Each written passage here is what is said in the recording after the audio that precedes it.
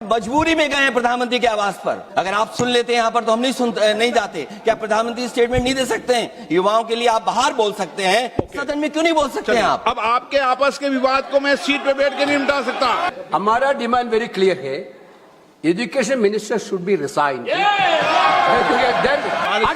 Motion पर चर्चा करो सर। 3 दिनों से सरकार की ओर से हमने ऑफर किया हुआ है। मैं औपचारिक तौर पर आज फिर माननीय स्पीकर महोदय आपके साथ से अब सुनिए ना, सरकार नीट पेपर लीक का चर्चा के लिए पूरी तरह से तैयार है और हमने पहले दिन से कहा है जब चर्चा होती है तो किसी नियम के तहत होना पड़ता है। अध्यक्ष महोदय, ये मुद्दा कांग्रेस, समाजवादी पार्टी, बीजेपी का नहीं है। ये मुद्दा युवाओं और छात्र नौजवानों का है। आपने इनको बुलवा दिया, क्या समझौता कर लिया आपने? क्या आपने क्यों नहीं बोलने दिया हमें? आपको मैंने बोलने के लिए कहा, 1 मिनट प्लीज।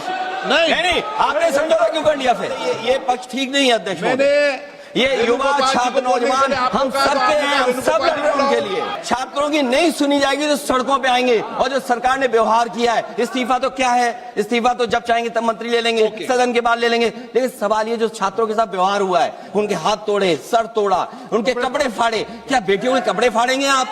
हम और राहुल नहीं थे। अध्यक्ष महोदय, हम मजबूरी में गए हैं प्रधानमंत्री के आवास पर। अगर आप सुन लेते हैं यहाँ पर तो हम नहीं जाते। क्या प्रधानमंत्री स्टेटमेंट नहीं दे सकते हैं? युवाओं के लिए आप बाहर बोल सकते हैं, सदन में क्यों नहीं बोल सकते हैं आप? ऐसे गैलरी में बैठकर चर्चा नहीं होगी। चर्चा होगी, आप अपनी सीट पर बैठे, कितनी देर करनी है, किस नियम के तहत करिए, आप बैठिए। अब आपके आपस के विवाद को मैं सीट पे बैठ के नहीं मिटा सकता।